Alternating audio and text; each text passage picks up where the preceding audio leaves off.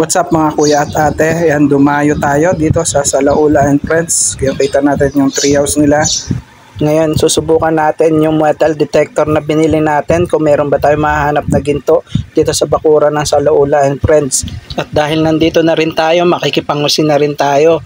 Tapos makikita nyo yung mga anak ko, tuwang-tuwa sa treehouse nila. Yan, dumating na si Pinuno at si Biggs at iba pang tropa. Yan, kaya kailangan na natin i-set up tong ating metal detector. Unahin muna natin tong piko, ito pambungkal to ng lupa. Tapos ito yung pointer na metal detector. Tapos ito yung mahabang metal detector. Yan, kung gusto nyo bumili ng ganito, i-click nyo lang sa comment section yung link. O kaya dyan sa kaliwang part, sa baba ng cellphone nyo, i-click nyo lang yan. Yung buy here dyan, para makabili kayo ng ganitong klase metal detector.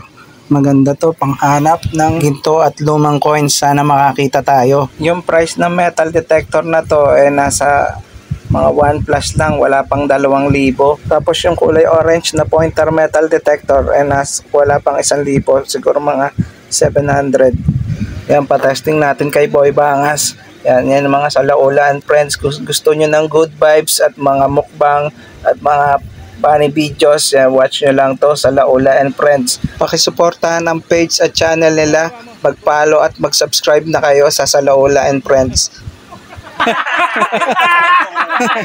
Mukhang bakal. Joke lang. Ayun, pag may tumunog. Ayan yun. Ano ba yun? Ano? Pako. Yan ba? Ayun o. Ito. No. Puro maraming pako rito nagkahulog. Puro pako. Subukan natin sa labas ng bakuran kung may makikita tayo.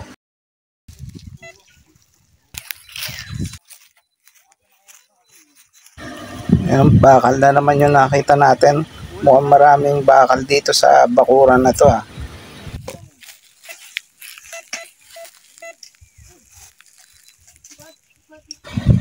Pako na naman.